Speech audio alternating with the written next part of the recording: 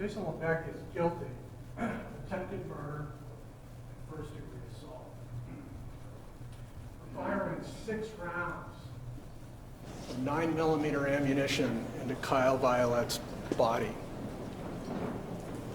This in response to Kyle warning, if you take Jason's term, a threat not to put snow in front of Kyle's driveway. That the defendant responded to Kyle's words with lethal, deadly violence, responded to a hollow threat over pettiness, a petty grievance with that kind of violence is the crime here. Let me be a little bit more specific about this criminal act. After Kyle said his words, even a threat, he stepped away. And the defendant brought out a firearm and pointed it at Kyle.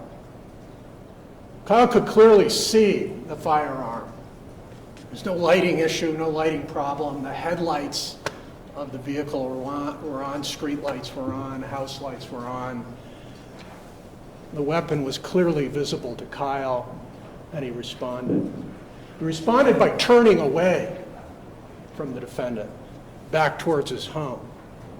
And as he turned away, from about 10, 15 feet away, the defendant fired.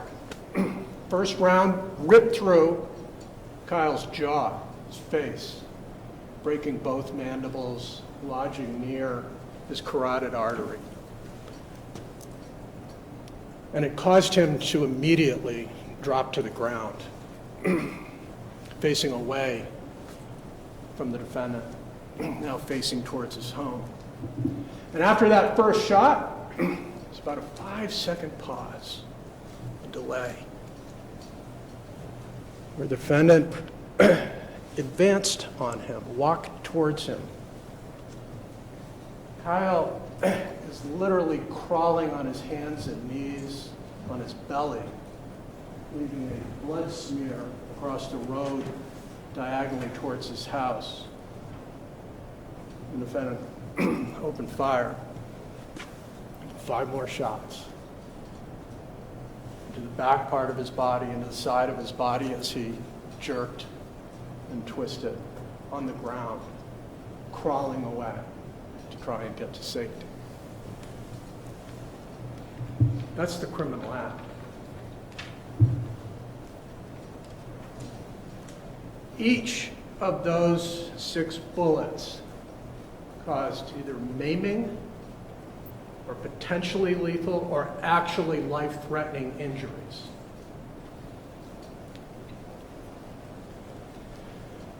Kyle Violette lived by sheer luck and the immediate intervention of some very sophisticated and effective medical care. First, from an officer who was highly trained in the military, responded within minutes and helped stem the bleeding. An EMT with heightened training, a paramedic, took over from there. 3 separate hospitals, Frisbee, then transferred to Portsmouth, then transferred to Boston for the intensive medical intervention that was required, is what saved Kyle's life. And so, to be clear about this, the evidence will show Kyle didn't die for his lack of trying, but because of medical intervention.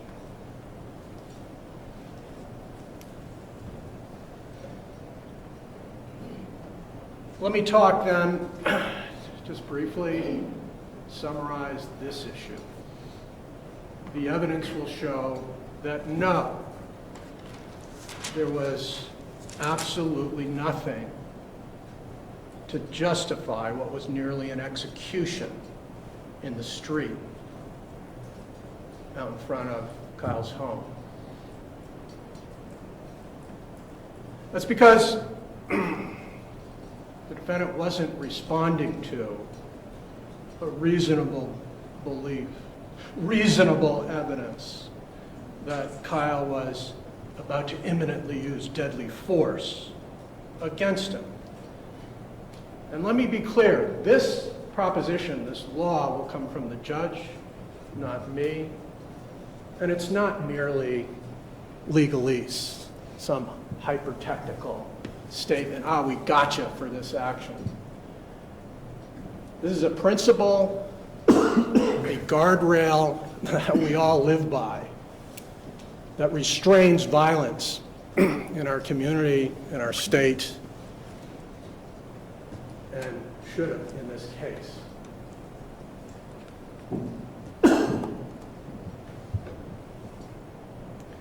Retribution, getting angry about somebody's scary words, is not the same thing as self-defense. That is another guiding principle in this particular case. You're going to hear more specifically about these words. And these words are unsettling according to Jason. Jason has claimed that Kyle came out angry. Angry about where Kyle expected Jason to plow, push, deposit a pile of snow. And according to Jason, Kyle used offensive, threatening, and scary language. Bear with me, I'll quote Jason's claim. This, he claims, was verbatim. If you leave that fucking snow in front of my fucking driveway again, I'll fucking kill you and your family. That's what Jason claims he said.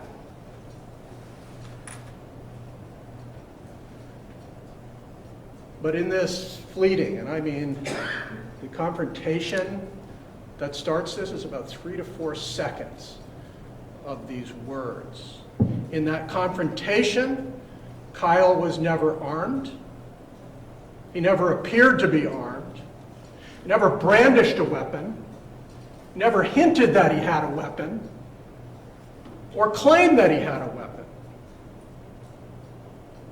There was no imminent threat of actual deadly force married to, even if you accept those horrible words.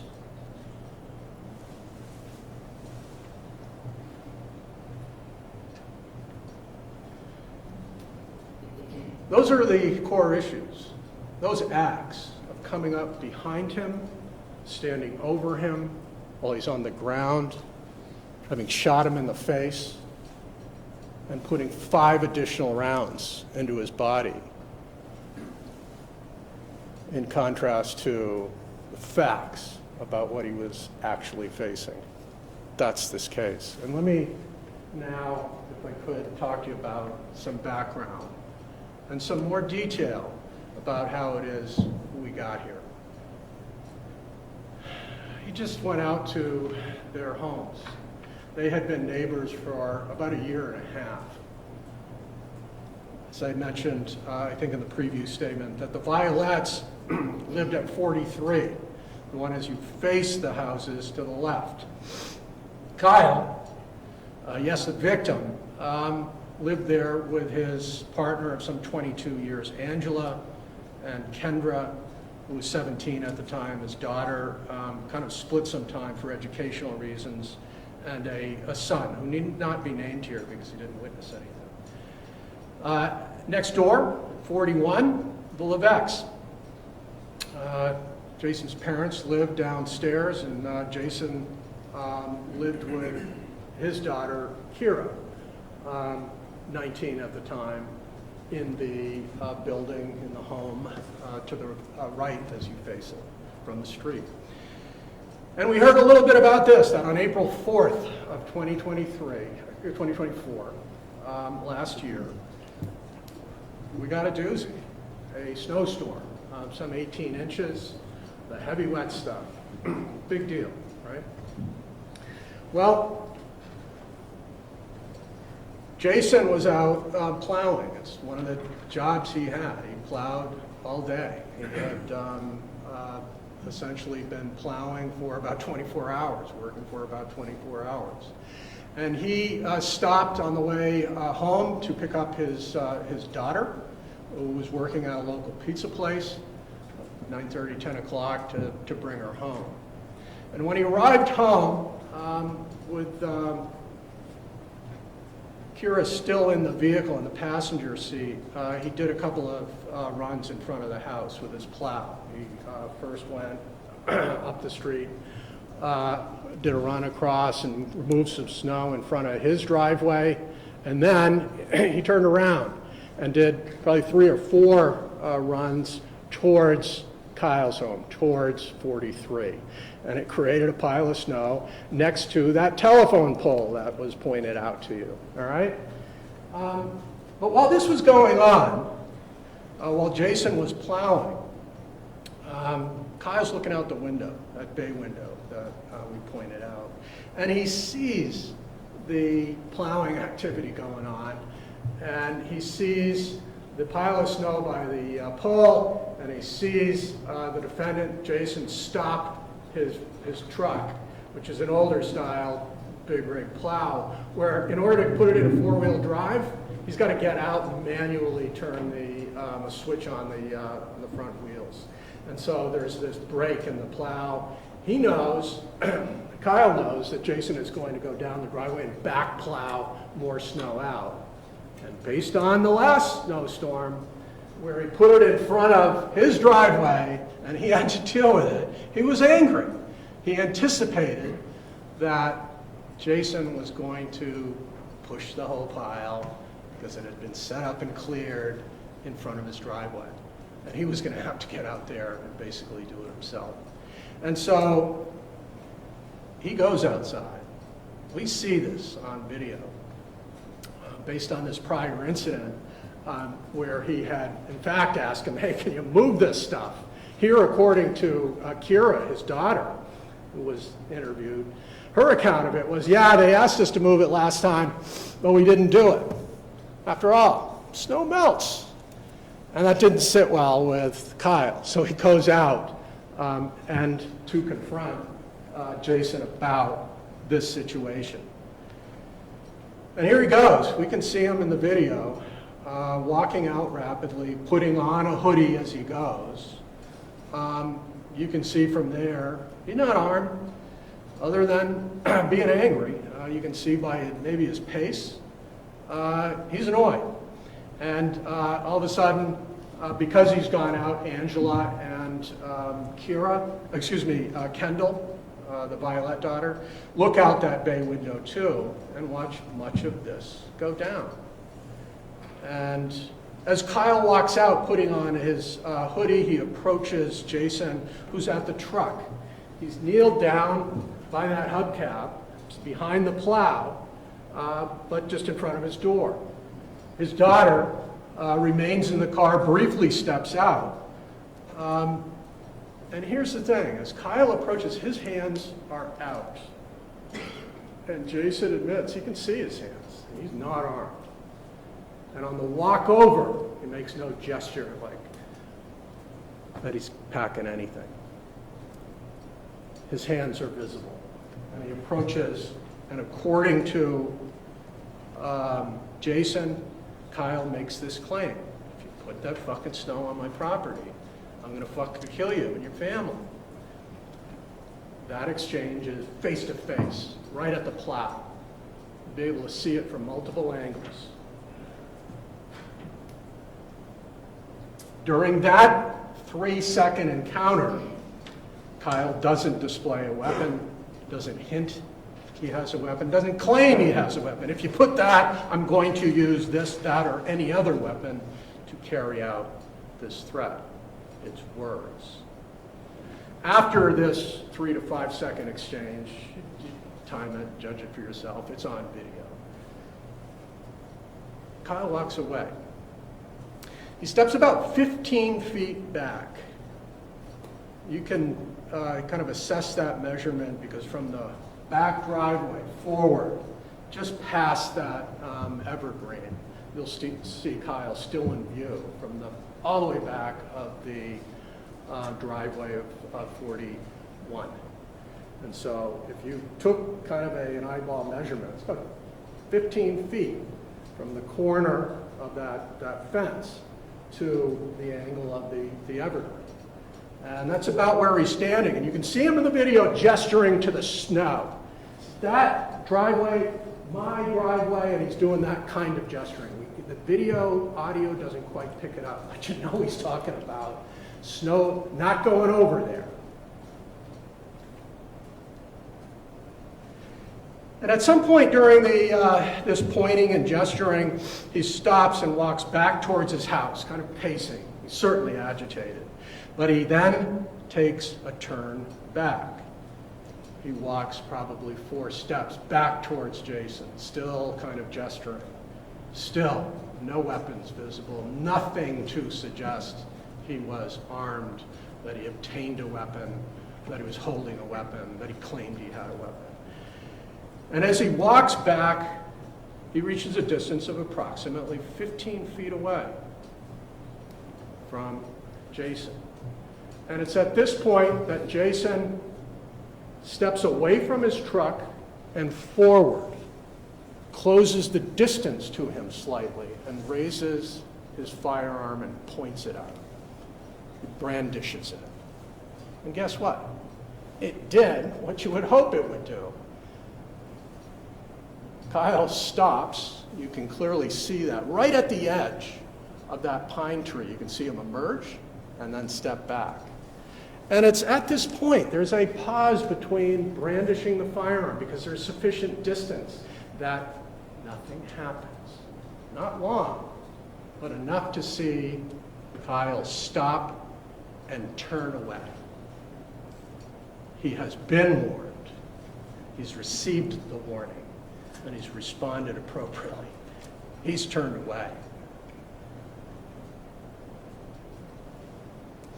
But from this two-hand stance, despite Kyle stopping, despite him turning back to his home, Jason Levesque fires. I told you it strikes him in the face, penetrates from the left to the right, smashing through his jaw, his teeth, lodging next to his carotid artery. He goes down.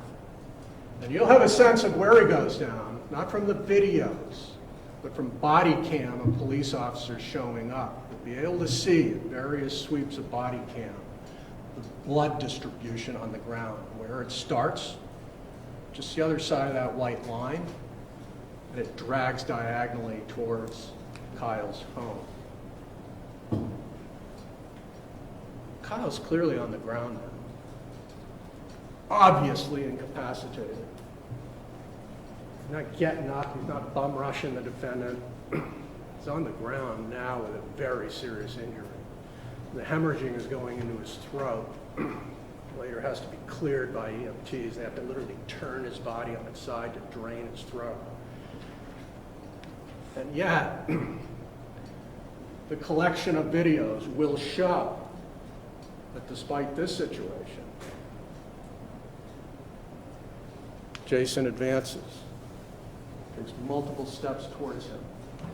As he's on the ground, he's beginning to crawl on his belly, his hands and knees. And you see these videos where he unloads 5 more rounds, all of them striking his body.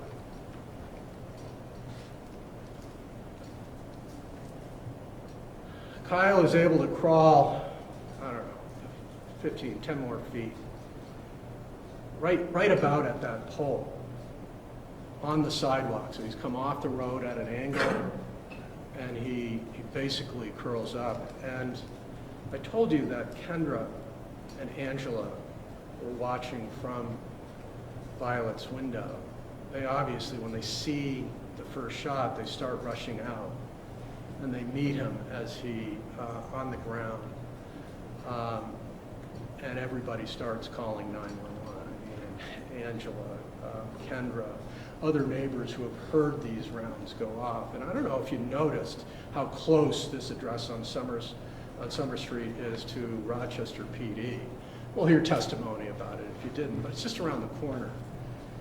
And Rochester PD responds with multiple units in minutes. They get there. And here's where the paths from this event, for Kyle, Violette, and Jason Levesque, deviate. You've heard about this awful intersection. Now they split. And here's what happens with Kyle. He is launched on the path of a medical odyssey that has an ending. And I want to be clear about this. You will see evidence, graphic evidence of these injuries. You'll see body cam images of treatment. You'll see photos from the hospital, and you'll hear detailed accounts. And I want to assure you that the reason is not shock and awe to offend you, to provoke you to reach a certain verdict, to trigger your passions. It's this. This medical evidence is relevant to show, to prove his deadly intent. The repetition, the location, the nature of a 9mm bullet ripping through somebody's body is relevant to show intent to kill. That's why it's coming in, and it will come in. And so let me just foreshadow this. You will see and hear from a guy named Sergeant Hurley, Williams Hurley, who's a combat medic overseas and has some real specialized training in triaging on the street. He'll do his thing. He cuts Kyle's clothes off. He is identifying gunshot wounds and doing compression bandages to stem the flow. He's the one who realizes he's literally choking on his blood and tips him over to drain his throat. He's the one who takes over on the scene. And the next person who arrives is this EMT, an actual paramedic, also with prior military and intensive training in acute trauma and triage. And she makes the decision, this guy needs to leave and leave now. Hurley says, if things didn't happen quickly, this man is going to die. And so they take him from the scene rapidly in a ambulance to the closest facility, a community hospital, perhaps most of you are familiar with, Frisbee Memorial. And there a guy named Dr. Freeze starts to perform medical services as well. He does a quick assessment of these gunshot wounds. They do some things there, primarily pumping in enormous amounts of blood. But they quickly reach the conclusion that these are life-threatening injuries, that there are diffuse bullet fragments through the body, that there are injuries, candidly, that they're not capable or confident about addressing. So they immediately, or very quickly, emergency evacuate him to our community higher level of care facility, which is Portsmouth. At Portsmouth, another doctor takes over, and in similar fashion, they assess, they do a surgery. I told you about some of these injuries, the bullet going through his face, breaking his jaws, but also landing near and dissecting part of his carotid artery.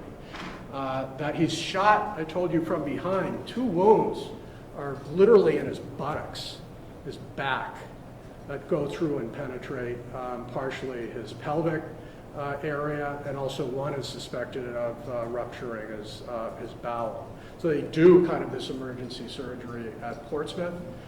Look, it's graphic, but one of the bullet literally just obliterates his left testicle. It causes serious hemorrhaging. They have to do surgery, remove it, and stem the bleeding. They do that at Portsmouth, but they quickly conclude that if he doesn't get more emergent care, he'll likely die there. So they medevac him to Boston, and you will hear the summary. I don't want to belabor these issues. I point them out to show the seriousness, not just of injury, but intent.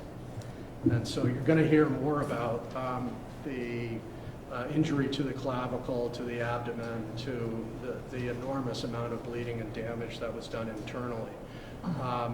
And That's for you to assess, not just the criminal acts, the criminal intent in this case. That's pretty much Kyle's journey. He's in the hospital down in Boston for about a month, discharged to home in the condition he was, which you'll hear about. Jason, at the same time that I told you people were literally descending on Kyle's prone body to save his life, there's another part of the reaction from the police, not surprisingly, that focuses on Jason. So let's go back to that scene right after the shooting. He finishes up with 5 rounds into Jason's essentially back and side as he's twisting. And then he takes a gun and he walks away, walks back to his truck. You're going to hear evidence about Jason's path. It's a different path. It's one he takes where he attempts to evade accountability, escape responsibility by recasting Kyle's actions to sound like he engaged in imminent, deadly behavior, that he created an imminent threat to his life. But you're going to hear evidence in more detail in this regard. Let me first share with you that Jason returns to his truck, which is still parked out in the street, the edge of the sidewalk. And his daughter's has returned, has gone. She was only briefly outside when this whole thing happened. She got back in the truck, understandably, and witnessed much of this. And she'll tell you that when Jason got back into the truck, he turns to her and says, "Should I run now?" He turns to his 19-year-old and says, "Should I run?" Not like, I defended myself, did what I had to do. It's, should I run? His daughter, his 19-year-old, turns to him and says, "No." He says, "Well, what should I do?" She says, "This is your path. I don't know. Should I call 911? I don't know what you should do." And so he pulls into, doesn't call 911, pulls into the driveway and waits. He certainly doesn't have to wait long. Sirens have been going on now. Lights are on. It's around the corner. And the police come in and they do take him into custody. And he cooperates, seemingly, physically, sure. He puts the gun in the car. He steps out. He seems polite and cooperative. But here's what happens next. A guy named Detective Garston and Flathers take him back to Rochester PD. They take him up to an interview room. And they don't know what's going on yet. You know, when they first get on the scene, they don't even know who the shooter is or who's injured. They didn't see Kyle initially. He's over by that pole. That's how kind of uninformed they are. And so they bring him back and just kind of say, "Well, tell us, what happened?" And he describes much of what we've already talked about. He says that, look, I'm plowing, I'm minding my own business, I'm in front of my home, and I'm with my daughter, and out comes my neighbor, and he, while I'm doing the four-wheel drive thing, he comes up and nose to nose, and he repeats this. He's very clear on this, that the threat is conditional. Hey, if you move this over there, I'm going to fucking kill you. There's no doubt that this was conditional, and those are the words that were said. No doubt that they were unsettling and grossly inappropriate. But what he also told the police is, "Yeah, no, I didn't see a weapon. He didn't take out a weapon, and he didn't claim to have a weapon." But this is what he claims next. That Kyle turned away after that and walked back to his house. But then for whatever reason, he turned back and he looked really angry. He looked like he was going to come and fight me, had his fists on, and just the look in his eye, I knew he was going to attack me. Then he says, That's why I pulled the gun out. Okay, fair. By the way, legal. Well, what happened after you pulled the gun out? Did you go towards him? No, I never closed the distance. Well, what did he do? This is what he claimed. He quickened his pace. Kyle, once he saw the gun, started rushing at me. He quickened his pace. And I could tell in his eyes it was you or me. I could tell he was going to come over and take the gun. He was more aggressive. He was going to hurt me. He was going to take the gun. That's what he claimed to the police. This is after he pointed the gun at Kyle. That's the claim. Oh, and he continued to come at me in such an aggressive fashion that then I had to fire the gun. And he admits to shooting Jason. He said, I hit him. And after I fired the gun, Jason says, I turn around back towards my truck. But I look back, and Kyle, despite being hit, he's not even fazed. Hasn't flinched. He's now continuing after me again, and I feel frightened. I feel like he's going to attack me because he's still on his feet. Shot didn't seem to stop or hurt him. Might have flinched because of the noise. That's why I fired the rest of the shots, he says. I fired the shots into his lower body as he approached me, and only then did he turn and start walking towards his house, holding his abdomen, situation diffused, self-defense manifest. Here's the problem.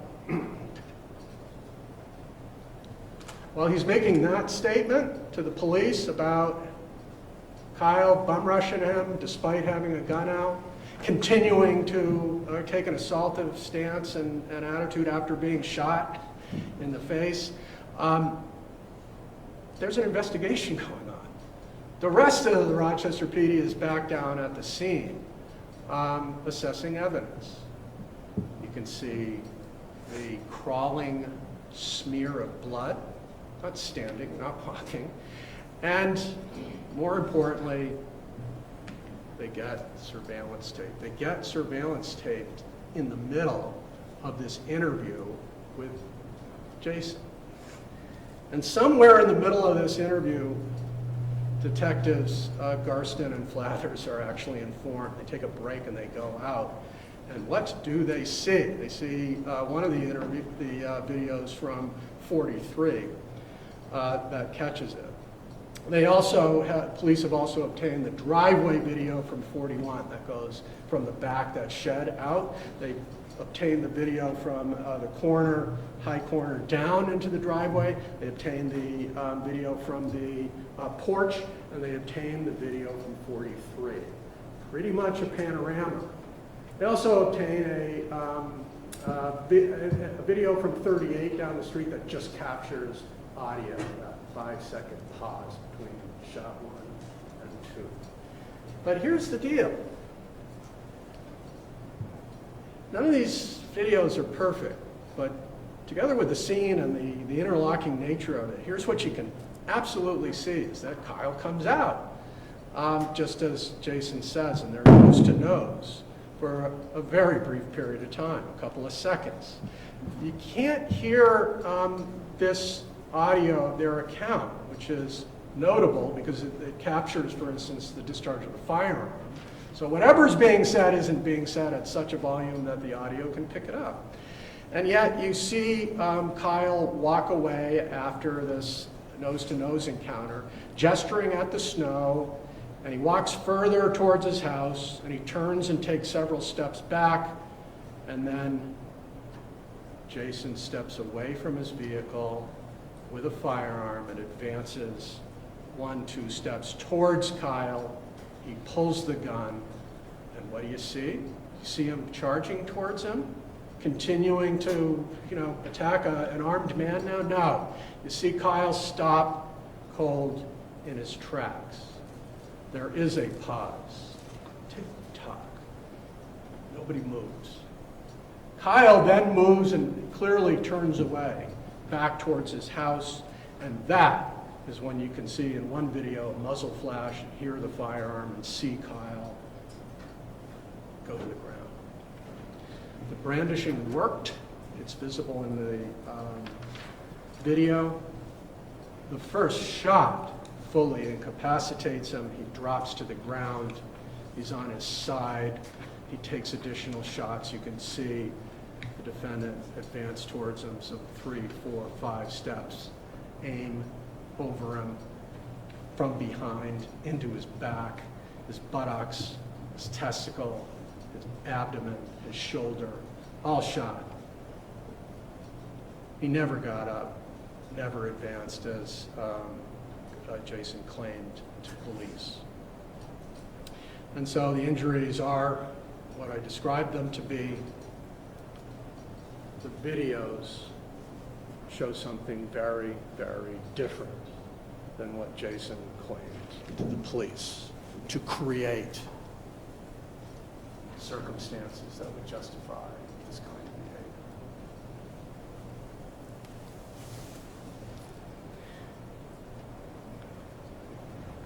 behavior.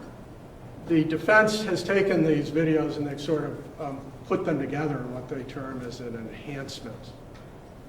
I'm going to ask you to carefully look at each one of these videos as they're introduced into evidence, and when you have an opportunity back there to really take a look at even shadow movements confirming that he stopped and turned. The tree, seeing just him coming forward and then turning and stepping back. These reference points all come together to show that this shooting was absolutely unnecessary and wholly unjustified. And so now we reach a different point in this path. They intersect again. Kyle and Jason's paths intersect here. And it may sound corny, but this intersection is called justice. The direction you take forward on this path, because it's now primarily your path to take, will be determined by the evidence, the law, and your common sense. If you apply these principles, these values, into not just the expectations, but the requirements on the street of how we deal with threats, with words. We'll ask you at the end of this case to find that this shooting was an attempted murder and a horrible assault that was criminal. Further ask that you not let this process confuse the notion of violent and deadly retribution, reaction with self-defense. Speaking angry words, without the deadly means to actually cause imminent deadly force are two different things. Brandishing the firearm in this case worked, it stopped him for all these reasons. We're going to come back at the end of this case and ask you to apply those three principles: the law, the evidence, and your common sense, and return verdicts, just verdicts, guilty.